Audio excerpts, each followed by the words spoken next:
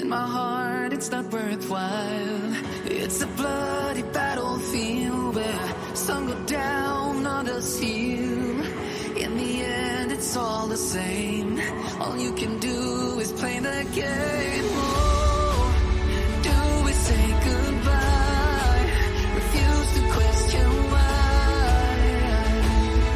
I deserve to say I'm sorry, so lie. Pretend that you're okay. Swear that you will stay. Keep trying for one day. I'm sick of all these lies. Don't care if I capsize. There's nothing left for me to hide. Don't wanna live a lie. Too many lows, too many highs. Too many things to criticize. And so I leave it all behind. Don't wanna live a lie.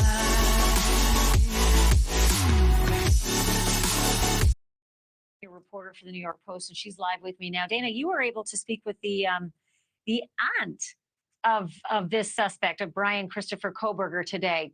What did welcome, and what did the aunt tell you?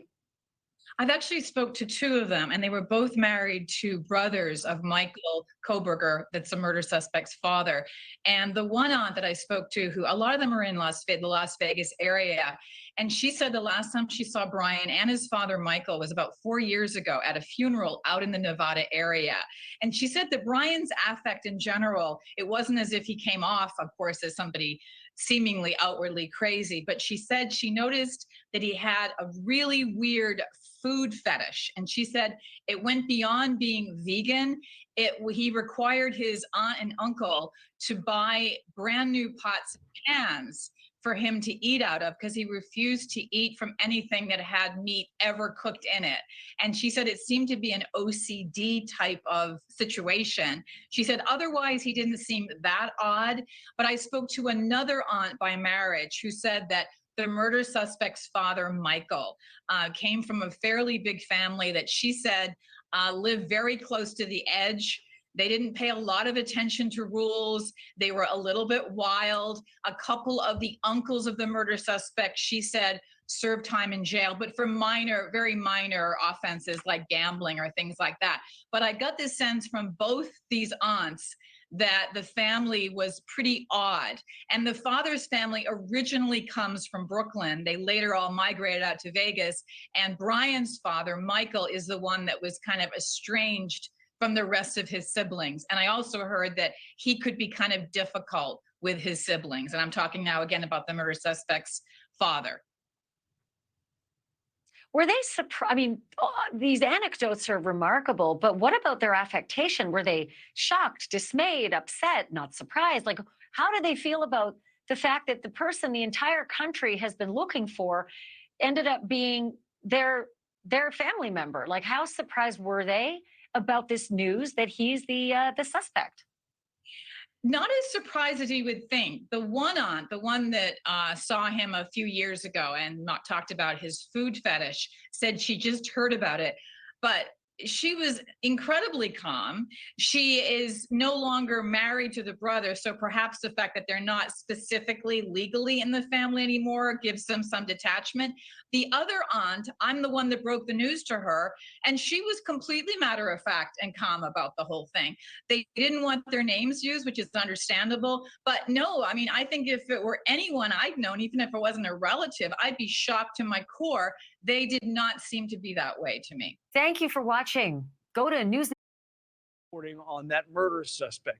Prosecutors say this man, 28-year-old Brian Kohberger, stabbed 4 Idaho college students to death in their home.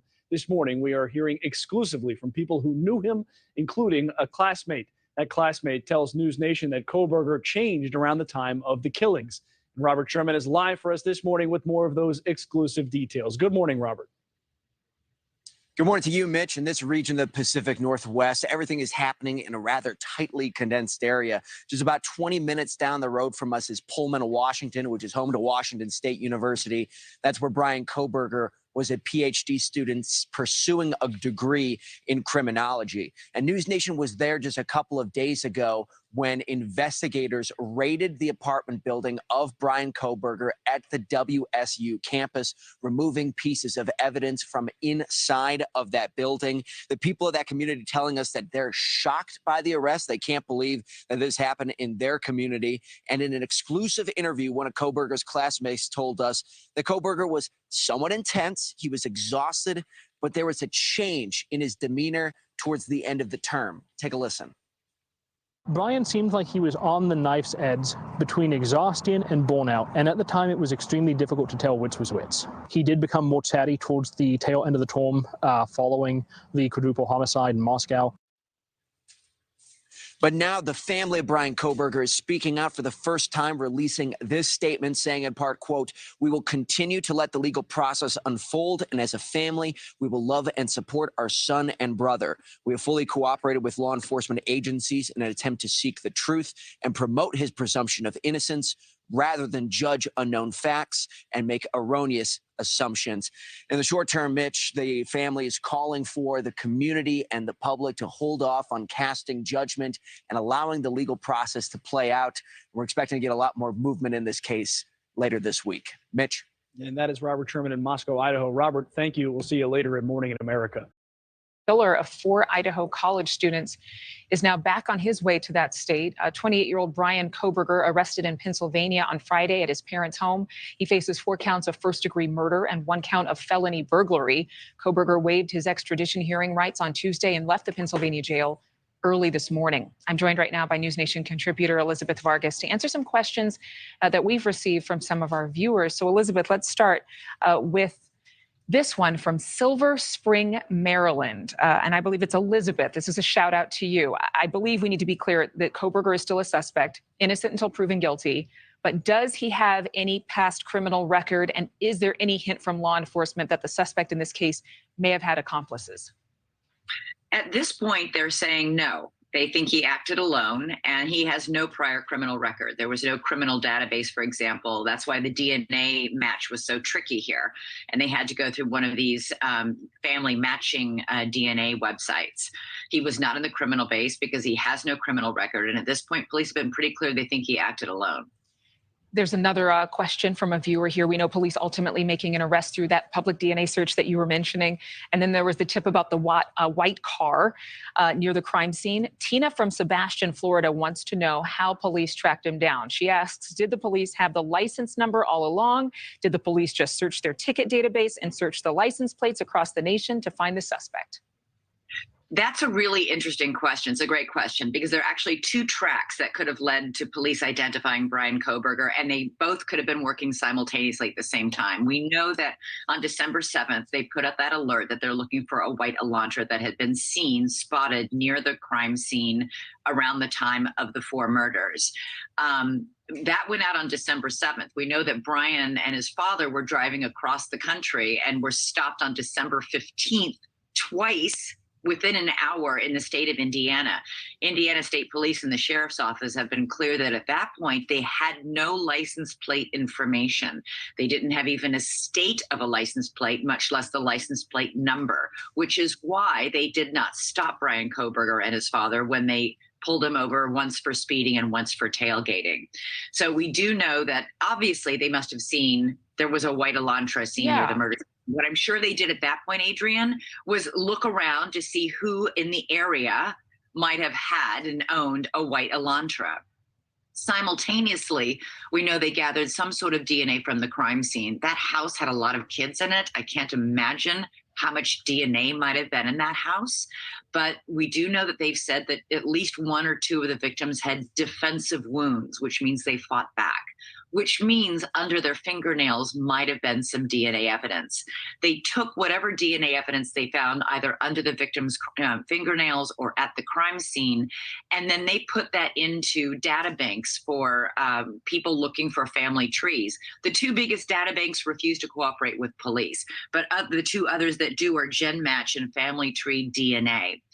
They were able to find a match. They knew they were looking for a man So they eliminated most likely all the females, all the women, and were able somehow through finding cousins, aunts, uncles, grandparents to narrow that down. Obviously, once you start looking at a family tree, even if it's a big one, you're looking at who might have been near the murder area. Mhm. In Kohberger, I mean, it jumps right out at that point.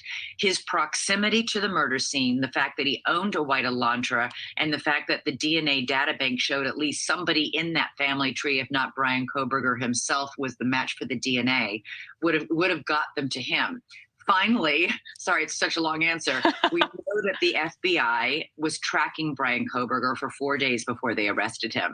They could have been waiting and watching for him to throw out a coffee cup, do something, throw out a food wrapper, something that might have his DNA on it.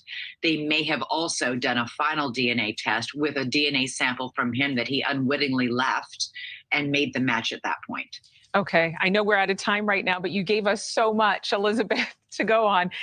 We did have one question from D. Laura. She wanted to know if any tips from the public helped, but it seemed as though investigators had that DNA in that car, and it was the public who alerted them to that white vehicle. So I guess that would be the answer there. That would be an answer there. And listen, we know that they got 19,000 tips, and we're going to know a lot more, Adrian, once he arrives in Idaho and the arrest warrant is opened. And by the way, there's speculation that one of the reasons why he might have waived his extradition so quickly is because he himself and his public defender want to know what information the police have. The police by law have to open up that arrest warrant once he arrives and is charged in Idaho. It becomes public information, not just to you, me, and everybody else who's been following this case, but to Brian Kohberger and his defense team. The Reddit posts of a particularly savvy follower of the Idaho murders, who it sure seems may have had firsthand knowledge of the crime. Joining me now are retired FBI Special Agent Jennifer Koffendorfer, forensic psychologist Chris Mohandi, and trial lawyer Trent Copeland. Welcome to all three of you.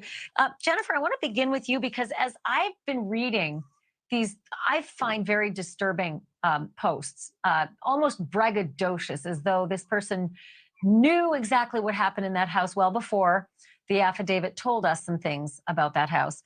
I also felt like there was a similarity in the attitude and the writing style between the Facebook poster named Papa Roger and the Reddit poster named Inside Looking. Is that just me, or do you see that too? Because you look with a whole other set of eyes. Well, there definitely is a similarity. Just as you said, in their style, in their confidence, in their details that indeed, in many instances, only the killer or the police would know. So from those standpoints, yes, you hit the nail on the head. And if that's the case, they become a lot more evidentiary. I would assume, Trent, that all of a sudden, if I don't have the tools that the FBI has, the things that used to be in Jennifer Koffendorfer's suitcase are magic. They can subpoena ISP information, et cetera. But Trent, do you see that as something that could be just manna from heaven for prosecutors? If they can link accounts from Facebook to Reddit that brag about all these things and they're accurate, and they were well before that was made public, is that just sort of like, it's almost a smoking gun? I think it is. And look, here's what's important. Not just that it was braggadocio, not just that it was, he had a keen interest in the case, but if it can be established that from the timing and the sequence that he knew things and he was, publishing things on Reddit as these various people that he claimed to be in these chat rooms, if that can be established, Ashley, that he knew these things before police knew them, before they were publicly available, then those things are huge from an evidentiary standpoint. And so this reminds me a lot of, the BTK killer. Remember him, Ashley? It was his bragging. It was him mocking the police. It was him sending floppy disks to the police about the crimes that got him arrested. And that was his undoing. So these things can have enormous evidentiary value. These things, killers of this nature tend to want the attention. They tend to want to be the smartest person in the chat room, so to speak. And in this instance, this could very well be another linchpin in addition to the DNA, in addition to the cell towers, in addition to all the other things that the police currently had. This could also be one other thing. And as you say, Ashley, it could really carry the day.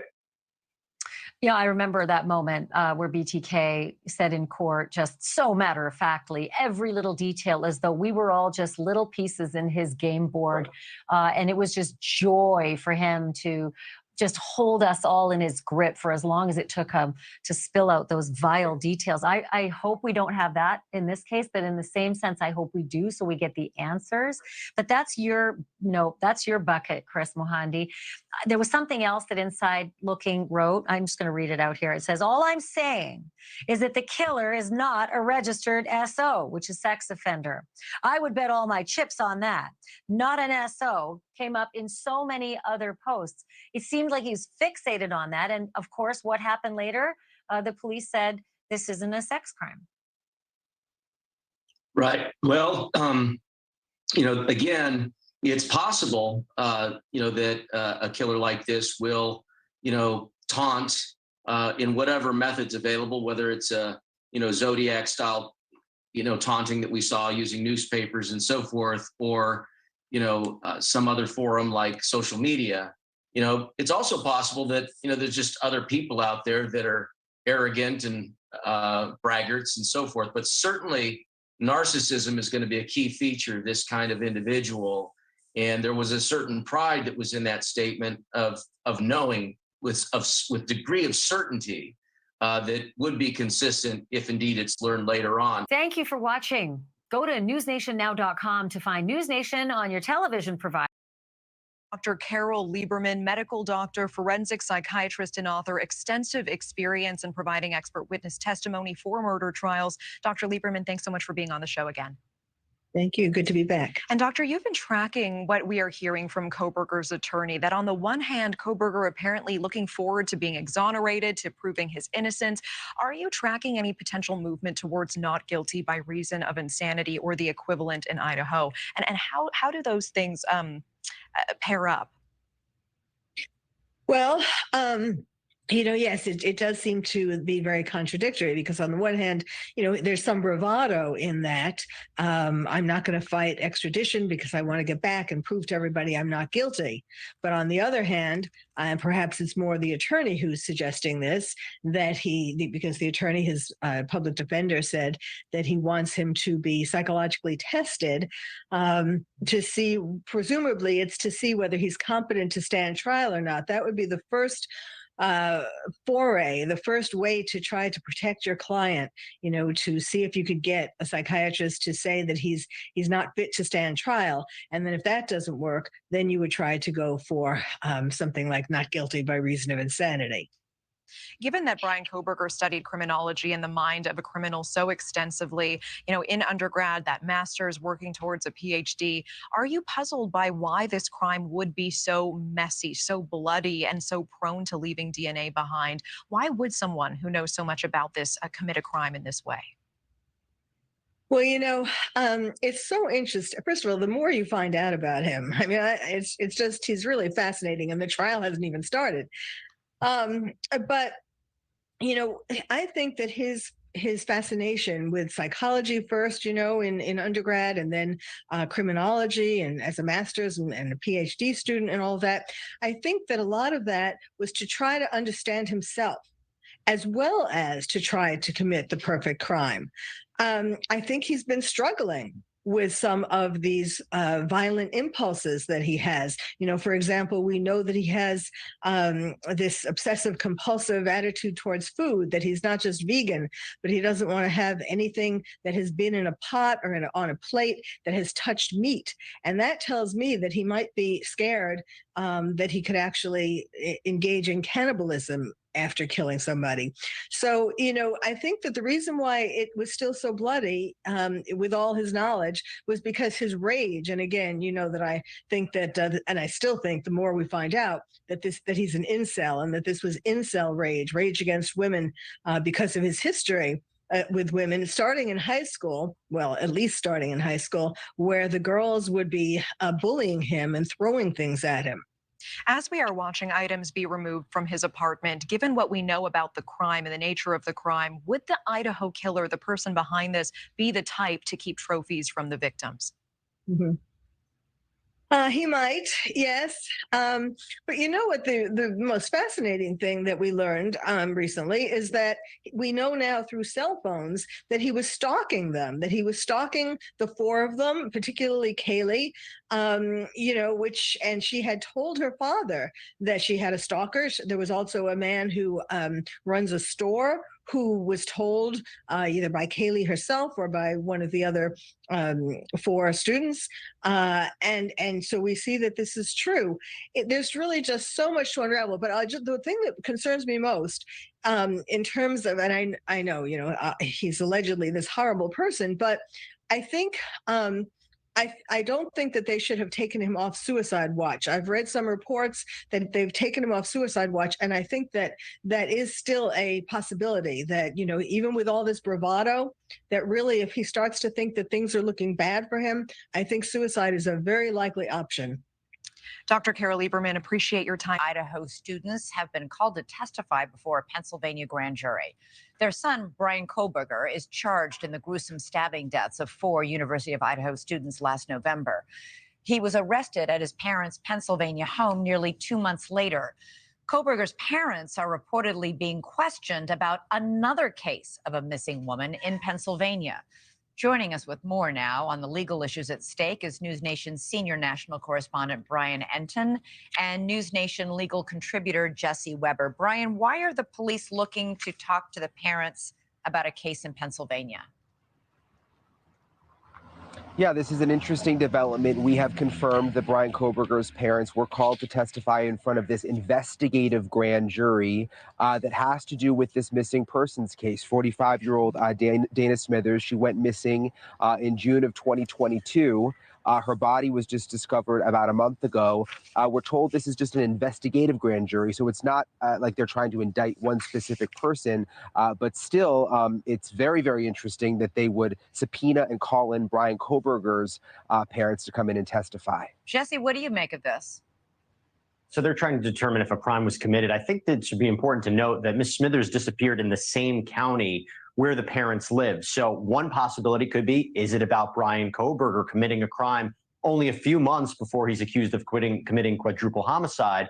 Or could it be that these are just residents of that community and they have just some ancillary information regarding the disappearance of Ms. Smithers? That could very well be a possibility. And the Kohberger front, I do think it's interesting considering one of the big factors we've always wondered is if Brian Kohberger really did this to those 4 college students in Idaho, was this his first time? Right. It's such a brutal crime. And sometimes these killers actually do something before and it's found out later. Well, it's not just such a brutal crime. It was incredibly bold. I mean, there were 4 victims. There's not just one victim. He allegedly murdered them in a way that was very up close and personal and very risky. There were witnesses in the house at the time, right, Brian? Yeah, absolutely. And important for me to point out, too, we also have a source close to the case in Pennsylvania who tells us that Brian Kohberger has a very solid alibi in that case. What the alibi is, we don't know. Is it possible that somehow his parents are part of that alibi and that's why they wanted to call them in to get them on the record? Remember, I mean, they don't have to talk to the police, but one way that they can require them to come in and talk is with a grand jury subpoena. But I found it very interesting that we were able to confirm that there is an alibi here, apparently, with Brian Kohberger. And very quickly, do we know if the parents, Kohberger's parents, have been cooperative with in law enforcement, both in Idaho and in Pennsylvania up to now? It appears they've been cooperative. I mean, we know that they are testifying. I mean, they're not, fighting the subpoena from what we've been told. So they will go and testify to the grand jury. I mean, I'm not sure that they wanted to do that or that they would have just voluntarily done it with like a police detective, but they are going to cooperate with these grand jury subpoenas. How unusual is this, Jesse? Well, the idea that you have a suspect who's being implicated in another crime, we've seen that happen before.